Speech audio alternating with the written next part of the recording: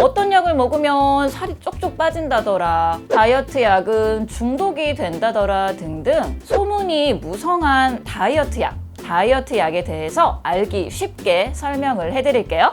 안녕하세요. 알려주고 싶은 약 이야기 알약입니다. 다이어트 약은 정확히는 비만 치료제입니다. 병원에서 처방을 받을 수 있는 비만 치료제는 크게 세 가지로 나눌 수 있는데요. 식욕 억제제, 삭센다, 지방 흡수 억제제입니다. 오늘은 그 중에서 식욕 억제제에 대한 이야기를 해보도록 하겠습니다. 식욕 억제제는 뇌의 교감신경을 흥분시켜 식욕을 떨어뜨리는 약입니다. 우리 몸은 교감신경과 부교감신경이라는 두 개의 자율신경으로 조절이 되는데요. 즉, 교감신경이 흥분하게 되면 식욕에 대한 욕구가 사라지고 공복감도 덜 느끼게 됩니다. 배고픔을 느껴야 하는 상황인데 배고픔을 느끼지 못하게 되는 것이죠. 더 쉽게 이해를 하려면 스트레스를 받을 때 내 몸이 어떤지 생각을 해보시면 되는데요. 스트레스를 주어서 식욕을 억제하는 것이 식욕 억제제의 원리라고 이해를 하시면 되는 거죠. 따라서 스트레스를 받을 때 나오는 신체 증상이 다양하게 나타날 수 있습니다. 식욕이 저하되는 것은 물론이고요. 불면, 손떨림, 심장 두근거림, 입마름 등도 나타날 수가 있는 거죠. 식욕 억제제의 종류는 여러 가지입니다. 펜터민, 펜디메트라진, 디에틸프로피온, 마진돌 등이 있습니다. 뭐야? 내가 먹는 약은 없잖아 하실 수도 있는 것이 제가 말씀드린 이름은 약 성분의 이름입니다. 각 성분별로 여러 가지 상품명으로 약들이 나오고 있습니다.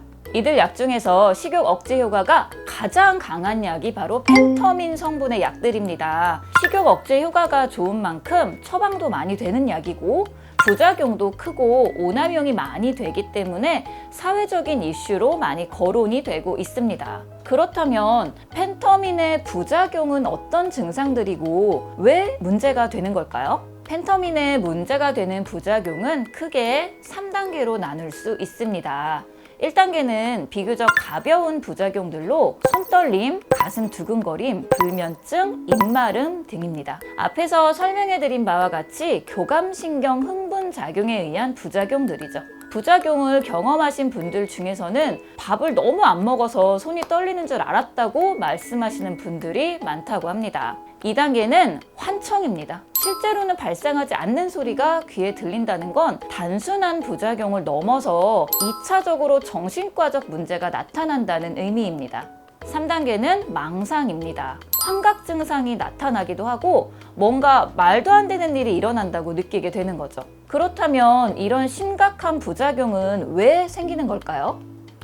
식욕 억제제는 우리 뇌에서 작용하는 약이기 때문에 약을 먹으면 뇌에서 도파민이 과다 분비되어 환청, 환각, 망상 등의 증상이 나타날 수 있습니다. 그러면 이렇게 생각하실 수 있겠죠. 약을 먹다가 이런 부작용을 느끼면 약을 그냥 딱 끊어버리면 되겠구나 라고 생각하실 수 있으실 거예요. 그런데 이게 그렇게 단순한 문제가 아닙니다. 이 약을 장기간 사용을 하다 보면 의존성과 중독 증상을 보일 수 있기 때문인데요. 그 이유는 펜터민의 화학 구조를 보면 알 수가 있어요. 펜터민의 화학 구조는 메스암페타민과 구조가 매우 유사한 걸 볼 수가 있습니다. 메스암페타민은 필로폰입니다. 히로뽕이라고도 하는 굉장히 유명한 마약이죠. 메스암페타민을 복용하는 사람들이 삐쩍 마르는 걸 보고 암페타민 유사체로 만든 약들이 바로 식욕 억제제들입니다. 중추적인 작용은 최소화해놓고 식욕 억제 작용을 극대화시킨 약들이죠. 마약은 아니지만 마약류에 속하는 향정신성 의약품이고 의존성과 남용성이 생깁니다. 그렇기 때문에 향정신성 식욕 억제제는 4주 이내 단기간 동안만 복용을 해야 하고 3개월 이상은 복용하지 않아야 합니다.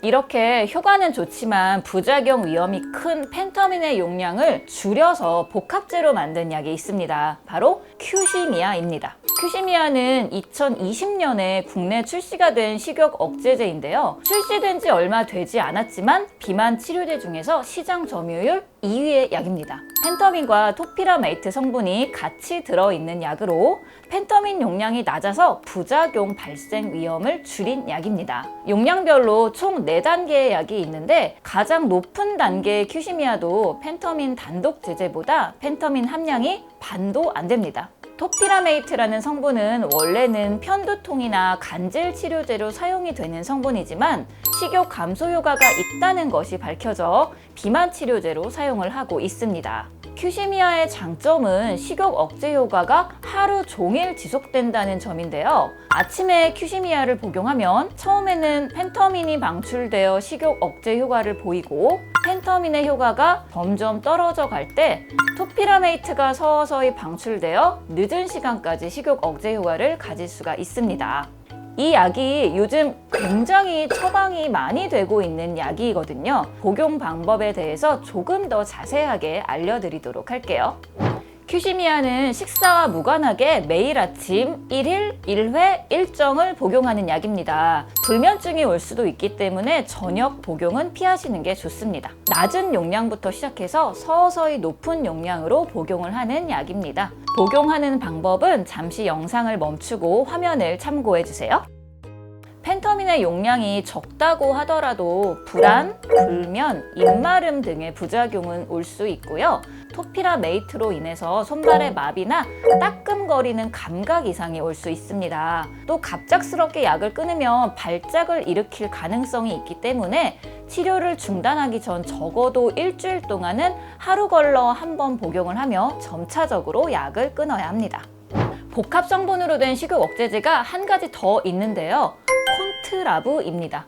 이 약은 항우울제나 금연치료제로 쓰이는 부프로피온과 알코올 및 마약 중독 치료제로 쓰이는 날트렉손 성분이 합쳐진 약입니다. 대부분의 식욕 억제제가 식욕에만 초점이 맞춰져 있는 약인데 반해서 콘트라브는 배가 불러도 음식을 계속 섭취하고자 하는 식탐도 같이 억제하는 효과가 있습니다.